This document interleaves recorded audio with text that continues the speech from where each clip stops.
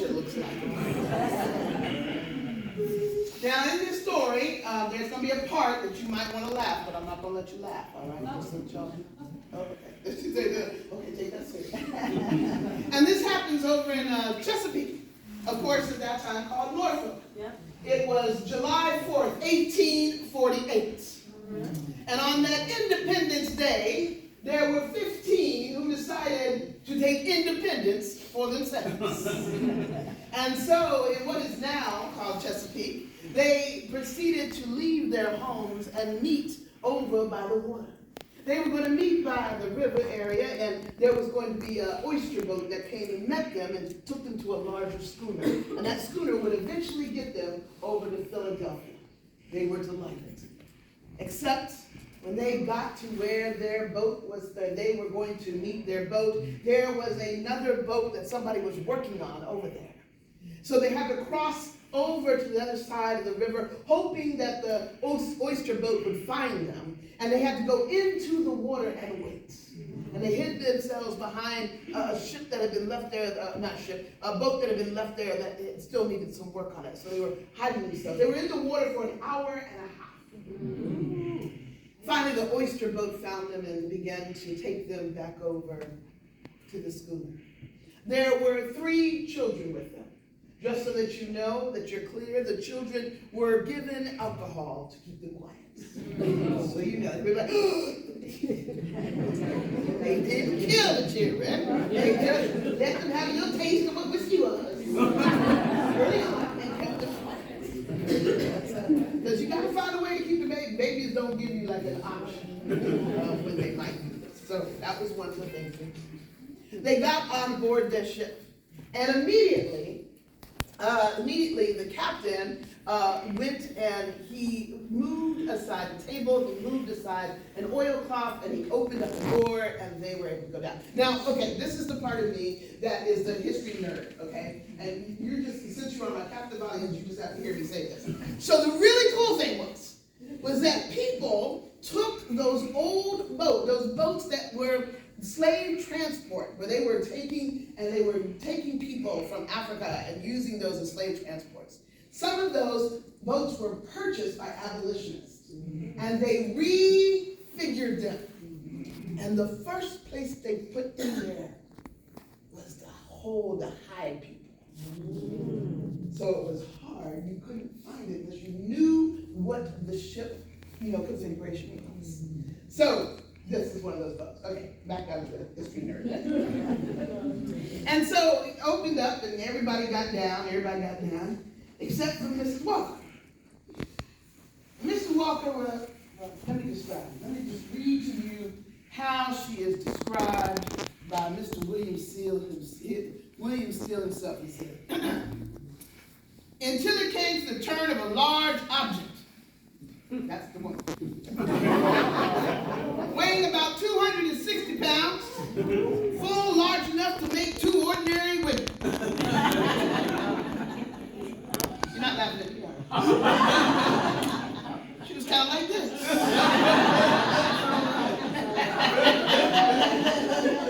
I need to give you a visual. So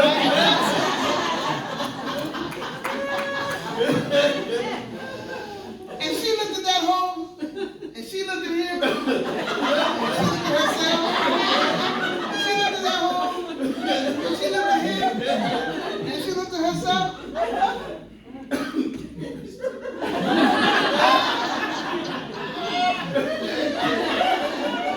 I can't get down that hole. I can't get down that hole. He's like, all right. So he went and he had corn on that. That's what he was transporting. And he had set the corn. There was a special place that was really difficult for people to find. So he hid her behind corn. And he also hid this other woman that also considered herself too fat to go down there. Which probably means she was skinny and she didn't know no better. That's my own part of my story. But that part of the story was true. The 2 of them went and hid behind him. And then they had to leave from where they were. And they had to go through the locks of Chesapeake. Now, if you go to Chesapeake today, you can see where those locks are. You can pull your car over to where the museum is. You can get out and watch the locks that this happened at. You had to go through the locks. The locks were there to prevent the fresh water and the seawater from getting there. But when you got in the locks, that's also where boats got inspected for runaway folk. So they were stopped, but it was early in the morning. And you know how folks are early in the morning. Yeah. Go ahead. They didn't really look. And they went out. They had been on the water for a while. And the man pulled up in the towel, let everybody out. One guy, his name was Scott, he got out, he was so happy, he was like, yeah, I'm a free man. You can't tell me what to do no more. Can't tell me nothing. Yeah, you can't do it. Yeah, he was very excited. And the captain let him be excited because he didn't want to tell him too quickly. They had to go through another set of locks. And he knew it was going to be different in Maryland because by this time, folks in Norfolk would have known some people had taken their independence into their own hands. And that word would have gotten up there by telegram to Maryland. They started getting to a place and he said, you got to go back there. Scott said, I ain't doing what you tell me to do. And that's when the captain said, that's fine, I will throw you overboard. And Scott said, I'm all right. Because that was the choice. The choice was you go where you need to go. You go overboard because you can't go home. So everybody went down, and this time you knew. You knew they were going to look a whole lot harder this time. So the first lady went down, and then this wife. She looked in that hole. She looked at herself. She said, I can't get in that hole. I can't get in that hole. Finally, someone from below said, take all your clothes off. You see, when you run away, you stack your clothes on. And so she took off every stitch of clothes except for one shift. It was basically her underwear. And she started to go down. And they pulled and they pushed. And the skin on her clothes came off.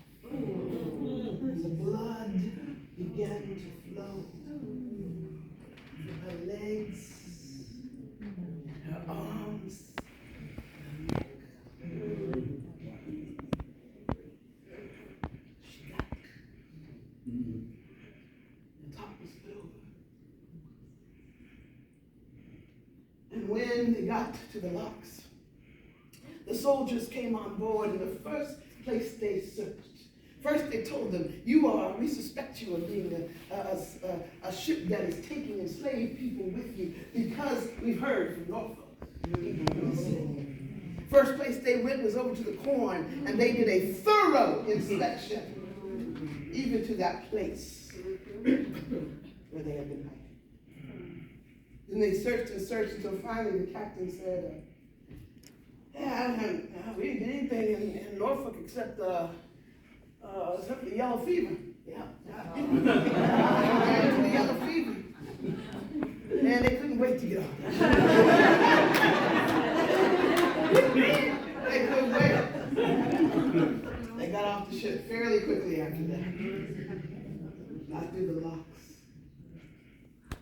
But while they were there, one of the things that the captain did was send his ship's mates over into Maryland for just a moment to send a telegram over to the Philadelphia Abolitionist Society and said, we don't think we can get to Philadelphia and be safe. Because there was a law called the Fugitive Law Act, that if a fugitive was found, they would be sent back. And they said, we don't think we can safely do that right now.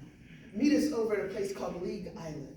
League Island was off of where Philadelphia is. It no longer exists there. but it was a space, and they said, meet us at the League Island, and they got 3 carriages, and they hustled their way down there. When they got there, it was a kind of a steep incline down to where they saw the ship. And they were all up on board of the ship, and Miss Walker was dressed now and all. And what they decided to do is they grabbed a tree, and one person held on to the tree, and then a person held their hand, and a person held their hand, and they would pull them off, because that's the only way they could get them off the boat. And they would pull them up and hand over hand, and pull them up hand over hand, and pull them up hand over hand, and pull. Uh-oh. He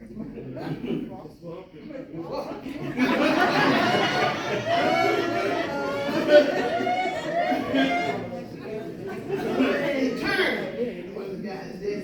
He pulled, and he pulled, and it says right there in that book that the captain leaned back against the ship and laughed.